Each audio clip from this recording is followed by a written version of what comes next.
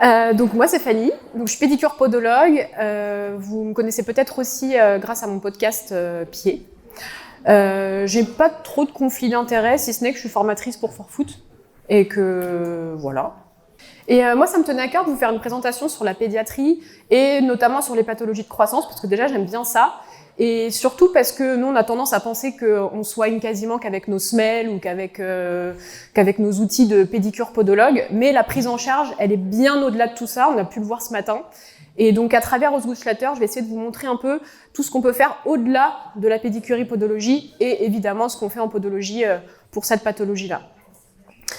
Pourquoi c'est important de s'y intéresser ? La première des choses, c'est parce que c'est une pathologie qui est fréquente chez les enfants.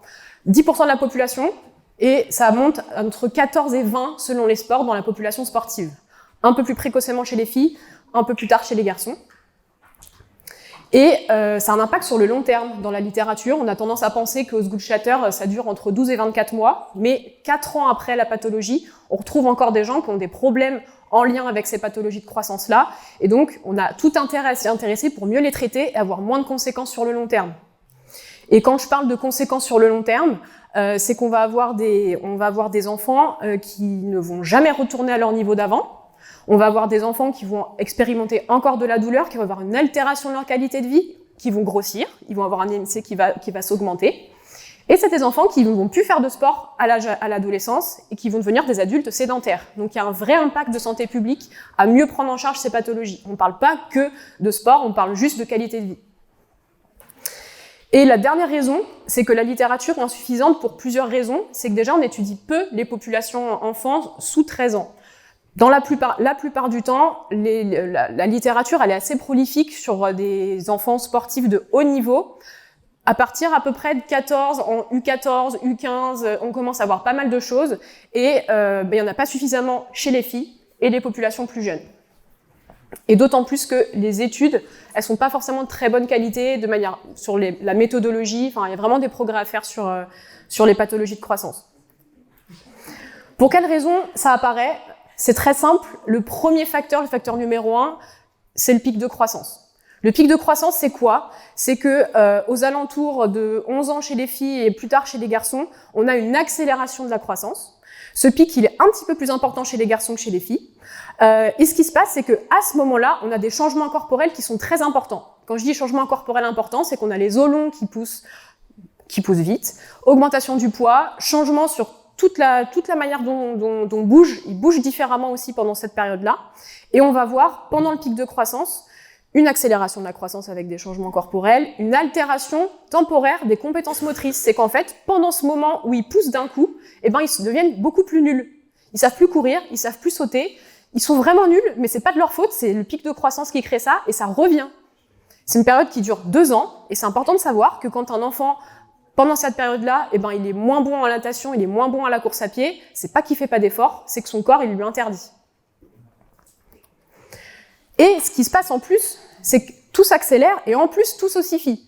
Vous savez qu'au niveau des anthèses principales, donc là, moi je parle d'Osgood-Schlatter, donc on parle de la TTA, au début, c'est très cartilagineux, progressivement, ça s'ossifie.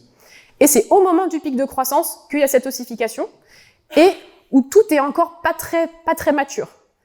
Et ce qui se passe, c'est que on a une augmentation de la raideur tendineuse, on a parfois des mobilités articulaires qui sont un petit peu altérées, et concomitant à tout ça, c'est le moment dans leur vie où ils vont avoir une augmentation de leur volume d'entraînement.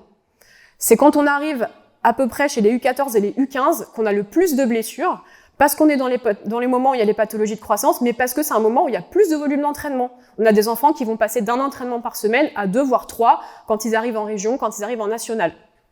Donc ça, c'est un facteur de risque qui s'ajoute. Donc ça, je l'ai dit tout à l'heure, l'apparition est plus tardive chez les garçons. Donc 11 ans à peu près chez les filles, 13 ans chez les garçons. Évidemment, on a plein d'autres facteurs de risque. Donc souvent, on les met en facteurs intrinsèques, extrinsèques. Intrinsèques, pourquoi ? Parce que c'est le sexe, des choses où on peut pas trop changer les choses, c'est inhérent à la personne. L'hypoextensibilité, je l'ai mis dans des facteurs de risque, mais en fait, globalement, on sait pas trop si la raideur était déjà là avant ou si c'est le pic de croissance qui crée la raideur. C'est un peu la foule à poule. Est-ce que c'est la raideur qui crée Osgood-Schlatter ou est-ce que Osgood-Schlatter crée la raideur ? On sait pas, c'est pas tellement étudié. Pour ce qui est biomécanique membre inférieur, c'est un peu controversé, on en parle plus pour les pathologies antérieures de genoux, donc quelque chose de très global et pas que sur Osgood-Schlatter, mais il semblerait que certaines fois, l'angle Q ait une incidence sur le risque de blessure, mais finalement, c'est pas grand-chose par rapport aux facteurs extrinsèques qui sont, pour le coup, très très importants à prendre en compte. Un enfant qui commence le sport, après l'été, quand pendant 2 mois, on a fait que de la piscine, qu'on n'a rien fait de ses vacances et que d'un coup, on se remet à se mettre à 3 entraînements par semaine, là, ça devient un problème. Il y a des sports de prédilection pour Osgood-Schlatter. Faites du basket, faites de la gymnastique, faites du football, vous serez quasiment sûr d'avoir un enfant qui fait un Osgood-Schlatter, enfin, à haut niveau. Les chaussures, surface de jeu, méthode d'entraînement, il y a plein de choses. Mais il y a quand même des facteurs où on ne doit jamais passer à côté parce que c'est des facteurs de risque majeurs et si on les prend pas en charge, vous pourrez faire les meilleures semelles du monde, les enfants seront pas soulagés ou en tout cas ça va traîner dans le temps. La reprise sportive, j'en ai parlé, le sport pratiqué, la récupération, le sommeil, c'est des choses qu'on monitore peu au cabinet et qui pourtant sont juste prédominants dans les facteurs de risque d'apparition de ces pathologies-là. Et la spécialisation sportive précoce. Ça, c'est un point très très important.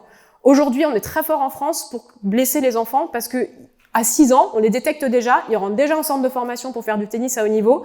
Et en fait, c'est des enfants, à 10 ans, on sait qu'à 30 ans, ils auront fini leur carrière et ils pourront aussi aller se faire une petite prothèse de genou, une petite prothèse de hanche. On flingue les enfants à leur faire tout le temps que le même sport depuis qu'ils sont tout petits. Donc, ils sont super forts dans leur sport, mais ils savent faire que ça, ils savent bouger que dans leur sport. Et finalement, on leur demande de faire d'autres compétences motrices, nous, au cabinet, juste pour les tester, et ils sont nuls ailleurs. La prise en charge. Qu'est-ce qu'on sait dessus et qu'est-ce que font les praticiens? C'est assez intéressant de dire ça. La littérature, ce qui ressort le plus sur comment bien prendre en charge le Osgood-Schlatter, la toute première chose qui apparaît à chaque fois, c'est la modification des activités. On réduit l'activité provocatrice de la douleur. Il y a même certains auteurs qui préconisent de totalement arrêter l'activité sportive.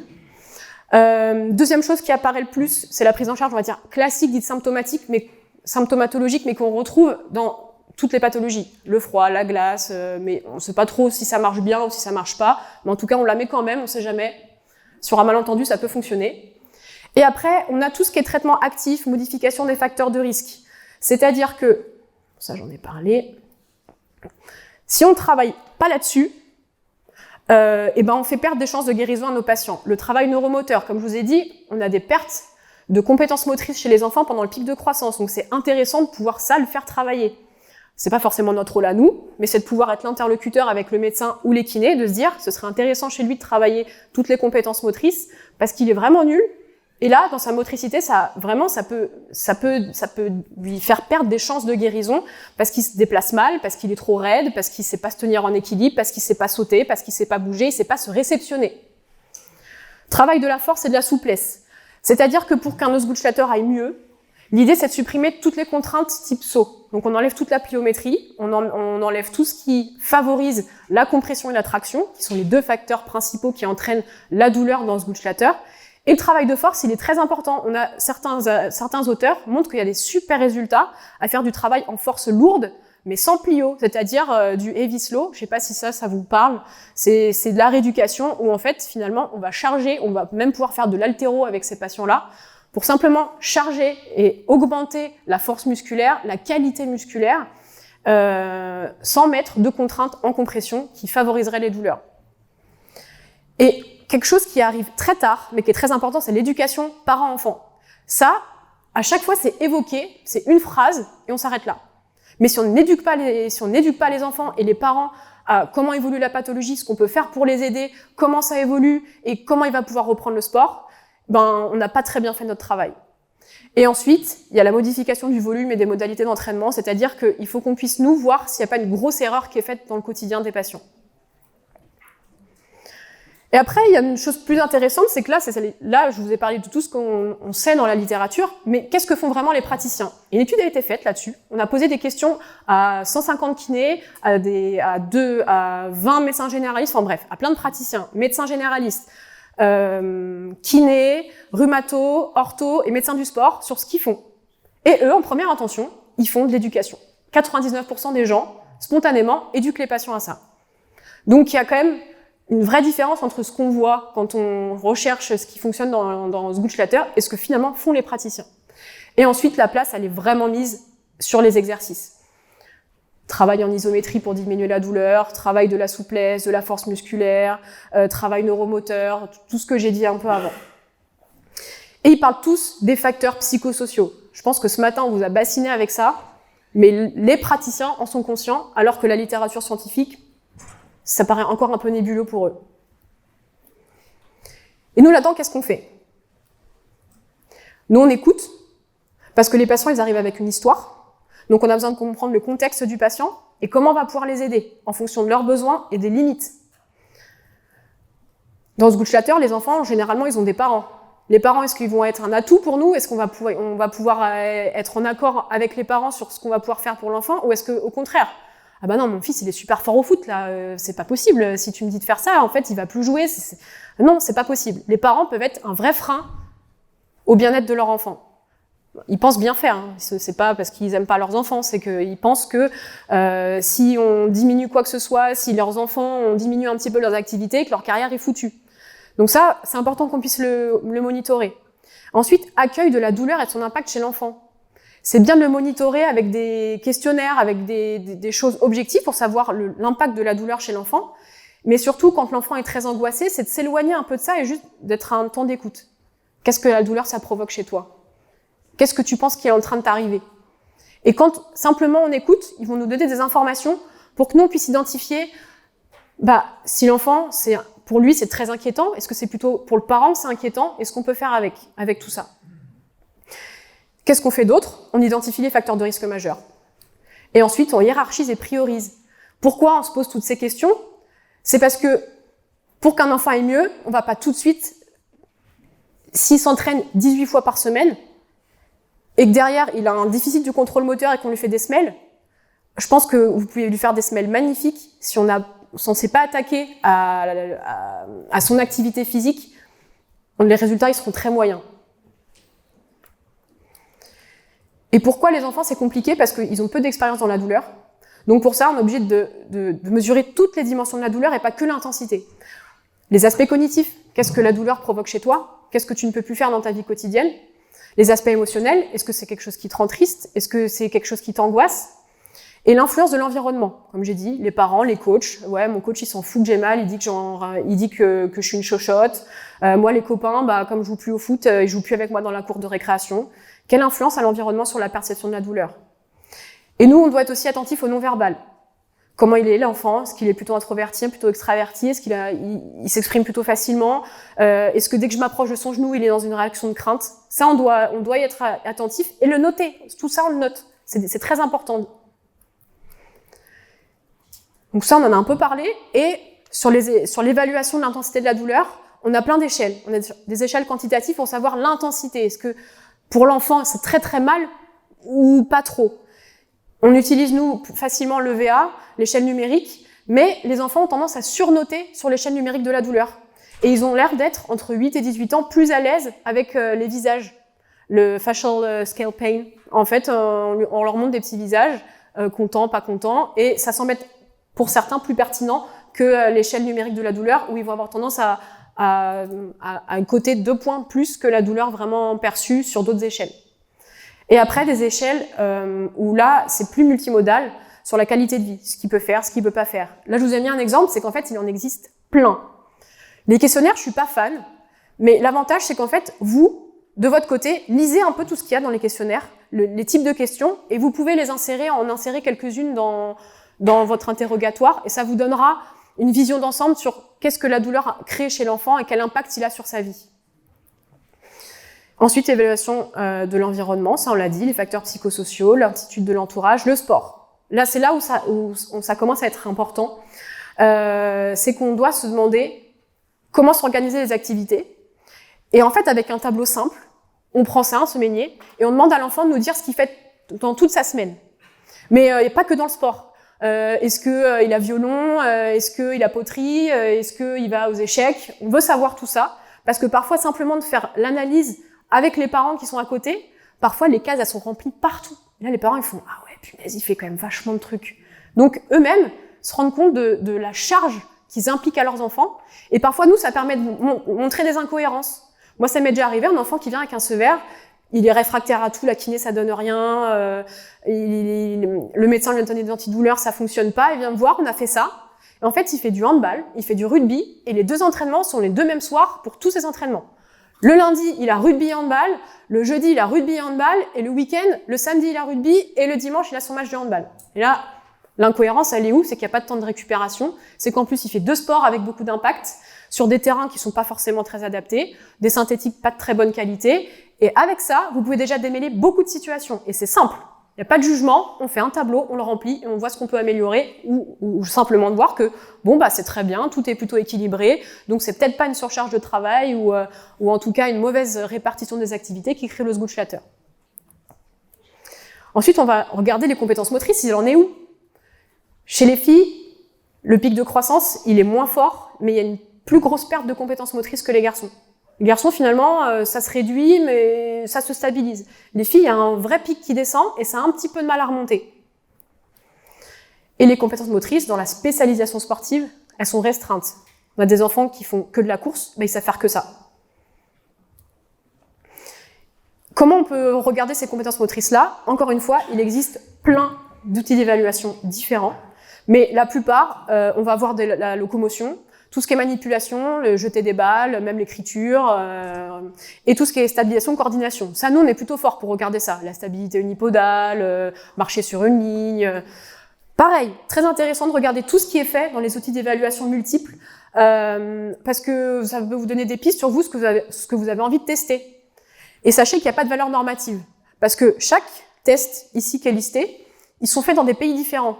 Et aux États-Unis, les compétences motrices sont pas les mêmes qu'en Afrique, qui sont pas les mêmes qu'en France. Donc, c'est difficile d'avoir une norme. Et il y a des projets qui sont montés justement pour essayer de trouver une norme mondiale, européenne, sur quelles sont les compétences motrices des enfants et quels sont les facteurs qui impactent là-dessus. Et à partir de là, on peut choisir nos stratégies thérapeutiques. Pour ça, il faut construire une équipe. On peut pas se débrouiller tout seul.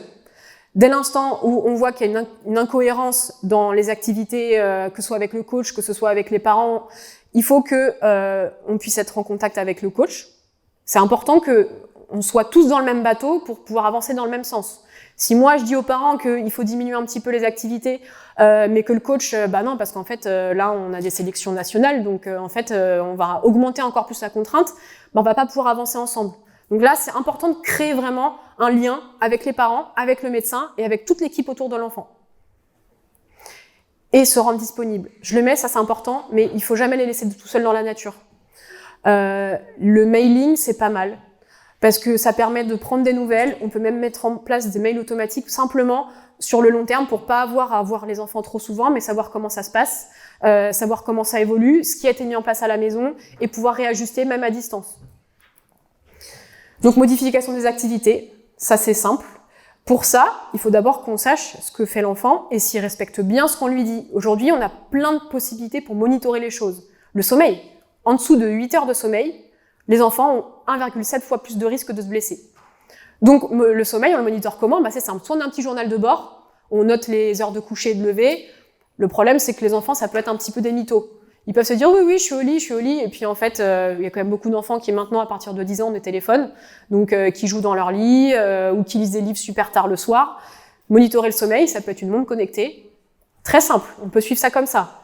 Pareil, sur les activités, réduction de l'activité, sachez que quand on a fait toute une éducation sur l'activité, qu'on demande aux parents de réduire les activités, la séance d'après, généralement, l'activité, elle a baissé de 14 minutes. Donc, sur 8 heures d'entraînement par semaine, c'est pas énorme. Donc le fait d'avoir ça peut être un nombre de pas, ça peut être, on a des montres GPS avec les cardiofréquencemètres, on peut savoir comment l'activité elle est faite au quotidien, et une fois que nous on a fait notre intervention, s'il y a une modification ou pas. Et aujourd'hui, il existe plein d'outils qui sont pas forcément très chers. Pour 25 € sur Amazon, vous trouvez des montres d'activité connectées que vous pouvez filer à vos enfants pour que vous ayez les parents et des datas, que les coachs et que nous on ait des datas et qu'on puisse faire des choses qui soient objectivables. Parce que quand on dit aux parents, alors vous avez modifié les activités, que vous dites ah oui, on a tout modifié, on a fait comme il faut, on a enlevé un entraînement de foot, sauf que derrière le gamin à la récréation il se défoule encore plus. Donc on se rend compte que finalement il fait toujours la même chose. Donc ça c'est important d'avoir des données. C'est pour ça que l'éducation, la réassurance c'est très important. et qu'en plus les enfants ils ont du mal à coter les efforts et la douleur.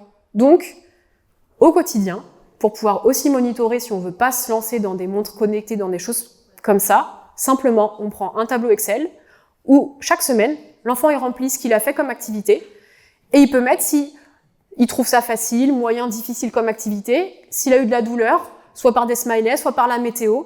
Là, c'est la préférence du patient qui prime. Soyez un peu inventif avec des enfants. Si, je sais pas, il adore les Pokémon, eh ben ok, on prend les Pokémon pour remplir le truc. Si c'est facile, pas facile. Si c'est Pikachu, Salamèche, Dracofeu, on fait comme vous voulez. Mais trouvez quelque chose qui implique le patient, qui implique les parents pour pouvoir être plus efficace dans la prise en charge. Et sachez que tout seul, vous n'allez pas pouvoir faire grand-chose.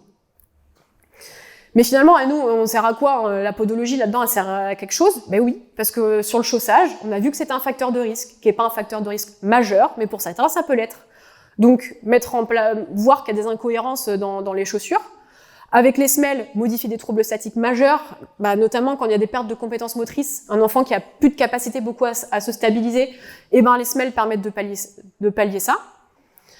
Et diminuer la douleur, évidemment, prise en charge de la douleur, c'est aussi aller dans le sens de la diminution de la douleur. Pour ça, on a quand même le tape qui est super efficace. Tape pourquoi? On peut diminuer un petit peu la tension sur la TTA. On parlait du gate control, le fait de mettre beaucoup de matière et de mettre du tape sur le genou, ça peut diminuer le seuil de la douleur. Les semelles, la thérapie manuelle, les exercices, l'isométrie, ça marche super bien. Faire la chaise à un enfant, ça en antidouleur, c'est équivalent à un Doliprane, ça fonctionne très bien. Donc voilà. La biblioge, il y en a beaucoup. Donc moi, si j'ai un message à transmettre aujourd'hui, c'est que Osgood-Schlatter, c'est pas juste une question de mon enfant, il a un pied valgus, mon enfant, il a des chaussures trop petites. Non, c'est tout l'environnement qui est analysé et notre rôle, c'est de faire le tri là-dedans pour qu'on puisse avoir une échelle de qu'est-ce qui est important en premier à faire. Est-ce qu'on d'abord c'est la modification des activités? Est-ce que d'abord c'est de parler avec les parents et finalement parfois c'est pas l'enfant qu'on a besoin de traiter, c'est les parents ou c'est le coach sportif qui est incohérent. Et tant qu'on en est conscient, on sait que si ça avance pas, c'est pas forcément de notre faute, c'est pas forcément la faute de l'enfant, mais c'est tout le contexte qui est autour. Voilà pour moi. Bon, ok, merci Fanny pour cette présentation. C'est intéressant, ça permet un peu de recentrer sur un des plis de notre métier quand on veut de podo, la biomécanique humaine. Pour ceux d'entre vous qui sont arrivés ce matin à temps pour voir la vidéo de Kevin, ça fait partie du modèle Valuator.